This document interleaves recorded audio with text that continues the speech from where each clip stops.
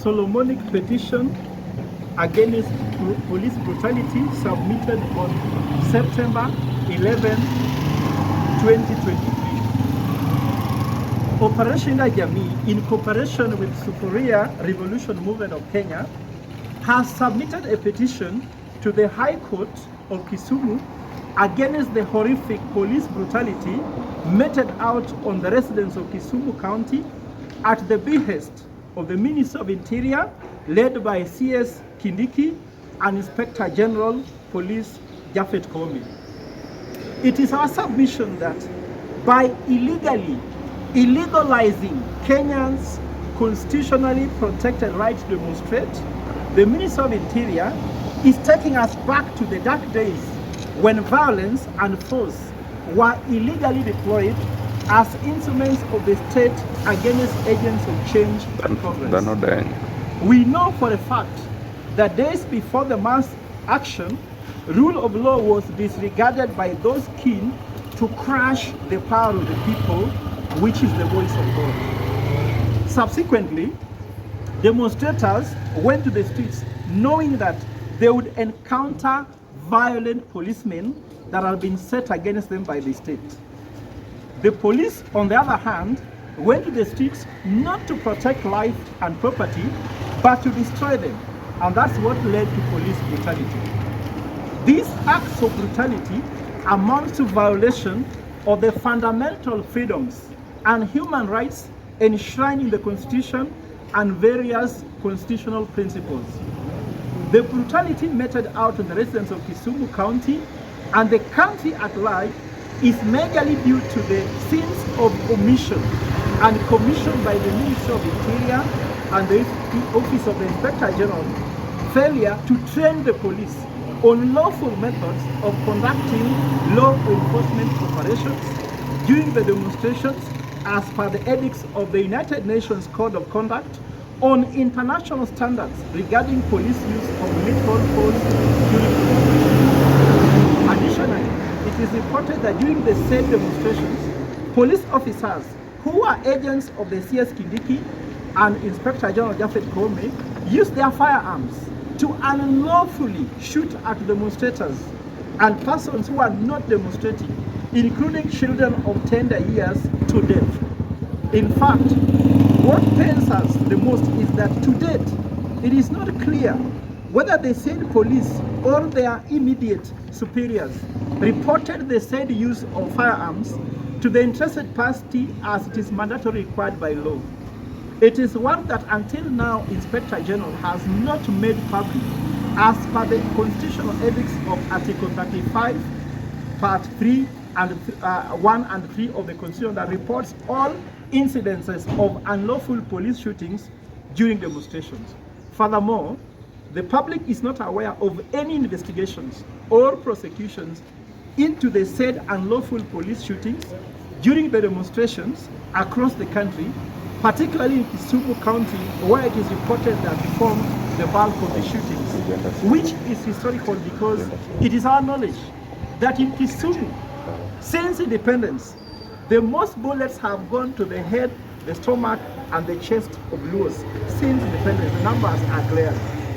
The government of William Ruto failed to provide emergency medical services to persons who are injured during the demonstrations in violation of the law and the Constitution. Instead, the President, William Ruto, the Deputy President, Rigathi Gachagua, and the leader of majority in the National Assembly, Kimani Ichung'wah, led the entire Kenya Kwanza Brigade in bragging how their operations of dealing with Mandamano was so successful, ostensibly calling the victims as domestic terrorists. We call upon the Honorable High Court of Kisumu to give us justice the soonest time possible. The Luo nation has suffered immensely after every election and gotten nothing to warrant any feeling of pride in exercising our constitutional right to vote. The Luo nation enjoys tear gas, bullets, and poverty. We want the court to the perpetrators of these police brutalities that never again will they silence the voice, the freedom and rights of Luo nation with bullets, tear gas, and any other form of violence and police brutality. This is by considering the CS Internal Security and Inspector General to produce records of all internal injuries, investigations, or prosecution into police brutality during the demonstrations. The court should further order the government of Kenya to produce cases of victims of demonstrations who either lost their loved ones, were injured, and lost property. Further to this, the court should order the government of Kenya to compensate handsomely all victims of Maandamano, so that as the politicians sort themselves in bombers, those who paid the ultimate price also should receive restorative justice. While the National Dialogue team continues to churn out its joint agenda, we also hope that the plight of victims of violence by state and its actors are resolved. Let us put an end to these historical injustices. Operation Linda Jamii remains Solomonic in the fight for good governance in Kenya, irrespective of the society, economic, or social status. In that regard, I will urge you to take a covenant with me now that we shall pursue our economic and social transformation Solomonically, yes, by being on the side of the law and constitution of Kenya. Yes. Let us start to lead our leaders into what is good for us. If you are in the side of law, you are with us. We are partisan to the law, not to anybody else, not to any institution, but we are partisan to the law. So kill us when you are with the law. Yes. We are willing to go to heaven when you are with the law. Hakuna mambo matatu. Mambo matatu ni obey sheria, mambo ya pili obey sheria, mambo ya moja obey sheria. Wach mokwongo kuongwe cha dek inadi. Wach mokwongo luor sheria. Wach mar ariyo luor sheria. Wach mar adek luor sheria. Mambo matatu luor sheria. Mambo mapili luor sheria. Mano e gima luoro seche mwatho kwa luoro sheria ng'at monego wadhi polo ento dhi mach.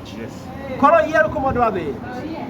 And I also have to address you by saying that the ICC case we took against the president and the state is that the president should choose one.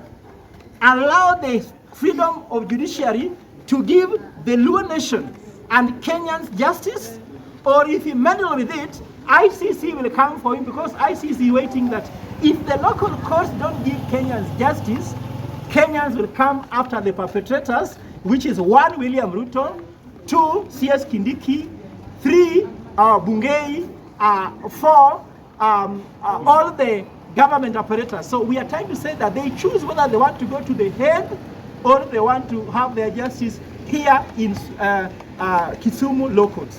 And I will invite the leader of Sufuria movement to make his statements. My name is Joseph Adedesheshe, a youth leader in Kisumu, a member of Sufuria Revolution Movement, a supporter of Linda Jamii, Kenya. My message is very simple. We as Luos in Kenya, we as members of Kisumu County, we as taxpayers in Kenya, we as stakeholders in Kenyan government, we condemn in the strongest terms possible the acts of killing, maiming, beating, and any other unlawful act meted on our people by this government. We strongly condemn any injustice which has been observed in our community. Since independence, we have noticed that after every election, there are only two things that happen to our members of our community: bullets and tear gas. Nothing more than that. We want to tell our people that we should come out strongly and condemn these acts. We want to say that we also deserve to be treated fairly. We also deserve to be treated with justice. We have contributed, we as local community, we have contributed immensely to the social, economic, and political development of Kenya, and we deserve to be rewarded as such. I want to call upon all the members, all the communities in Kenya, be it Luo, be it Loya, be it Kalenjin, be it Kamba. We want to say, come out strongly and condemn this. Help us to condemn this injustice in Kisumu. Because as Martin Luther once said, injustice anywhere is a threat to justice everywhere. This injustice which is being done to our Kisumu people will one day be done to the Kambas, will one day be done to the Kikuyus, will one day be done to the Kalenjins. When you condemn it right now, then it will not be done to you. That is why somebody by the name Martin Noela once said that first they came for socialists, but I did not speak because I was not a socialist. Then they came for trade unionists. I did not speak because I was not a trade unionist. Then they came for the Jews. I did not speak because I was not a Jew. Then eventually they came for me, and there was nobody there to speak for me. That is why I want to say, when these people are killing the Luos, the Kambas will not keep quiet. The Kikuyus will not keep quiet. Because when they are done with the Luos, they will come for you, and there will be nobody to speak for you. Thank you so much. The last. To the fourth estate, my name is Michael Longele, also known as the Cockroach Child. Today we have come here for a petition to petition the government for what they have done wrong to the Luo community, profiling and branding the Luo community as violence. We are condemning that, and we are here peacefully to petition and to demand for the rights of the people who are affected during the Mandamano, so that they can be compensated, so that they can move on with their daily lives. Just for the radio stations, awacho kama wabiro ka gikwewe nikech kara jowa moko poni osiptal mondo mi sirikal mondo chul mondo ginga ginya chulo bills jo ohala manyo kethore mondo mi bigimbo chulgi to wan wayudo ni pile pile wan kaka oganda mar Luo ka gimoro amora timore to wan ema wabedo iketwa e picha mano wan joma richo. Ero kamano kamano biro timore, wabiro goyo Nyasaye ero kamano to gima waluoro kaka oganda mar Luo wan waluoro chik. Ero kamano. On behalf of the comrades, because the comrades were also affected. He's the last person. He's the last person. Okay, to the people of this great Republic of Kenya, my name is Huntington Oguk, alias General Oguk, the student representative here. I just want to echo this and request the government to look into what happened to the young people, the scholars who were killed. Some were accused falsely during the Mandamano. We lost a number of students, like here in Kisumu, but my question is, why is it that any time there is Mandamano in Kenya, it is only in Kisumu where live bullets are being sprayed? So I call upon the leaders of this country, kindly, may you compensate the parents who lost their kids, the students who are killed. This is not the first time, and I believe it will never be the last time. We've been seeing scenarios of such cases, like in 2018 when a student was killed back in Meru University. Like this year, we lost a student in Maseno University. The same year, we lost a student from Kisumu National Polytechnic. Up to when shall we keep quiet when this is happening? We know everyone is aging, and the youth, the young, the scholars are the people who shall be speaking to the people of Kenya in the near future. But when now we are killing the young, that anytime you see comrades, anytime you see student leaders, anytime you see the freedom fighter, the bullets are surrounding them, they are being alleged in courts. So I'm calling upon interested bodies, all those who are taken to court about the Mandamano. We are calling interested parties, may you help us look into this, because some of them were arraigned in court when it is known that none even were in the Mandamano, but because of some things that are known to the people who did the arrest. So I'm requesting that, and we believe that justice shall prevail in this country. Comrades, power. Power. Youth, power. Power. Kofia, kindly. I'll address him, Dolu, then I'll finalize it. Thank you. The Bungus Hospital, which today I want to thank the Linda Jamii initiative for coming here in Kisumu and agreeing that we work in partnership with them. Today we have just delivered a petition here at the Kisumu locals. The petition is all about the injustices that were meted upon our people here in Kisumu during the demonstrations.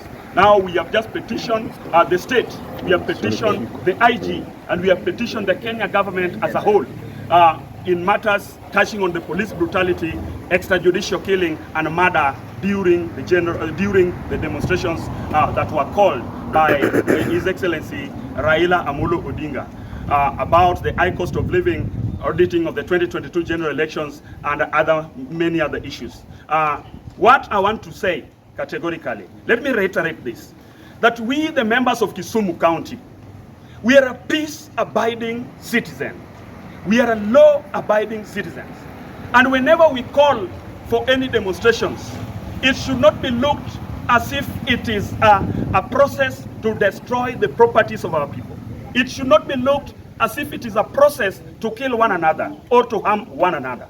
That is why I want to tell our police officers here in Kisumu that we are seeing you around us. But we want to tell you that today we came here to demonstrate that we can do a peaceful demonstration without any form of violence, and that we have done. We made our procession all the way from Imperial, and we came here and delivered our petition very peacefully, and nothing has been destroyed here at the locals. That we are so sure about. Lastly, I want to ask William Samoei Ruto, who is sitting on the topmost office in this republic, that kindly, you swore to protect the lives of our people. You swore to unite this country. You, together with your deputy, you must see to it that the lives and properties of the Kenyan people are protected. That is the role of the office of the presidency. We want you to unite all Kenyan people. The IG of this country, we want to tell you, Inspector General of Police, that with us here, you need to serve us, because the police is to provide services and protection against lives and properties. Therefore, that is your mandate. We had you celebrating of killing our people, and we are telling you, let this not happen in this country again, because we have a new constitution, a constitution that protects us as a people, and that constitution is what we must really look into and respect it at every time. Lastly, as I finish, I want to tell the bipartisan committee that we are very proud that eventually now they have started a communication or an engagement about high cost of living. But we were telling the bipartisan committee that we will also come there and make a petition about the compensation on the Luos that were murdered and killed or that were brutalized. We will also present our petition or a memorandum that also forms part of the engagement on the bipartisan committee. And I want to say thank you for those that came today for us to do this important event, and we are thanking all the Kisumu residents for that. Thank you, and may God bless you.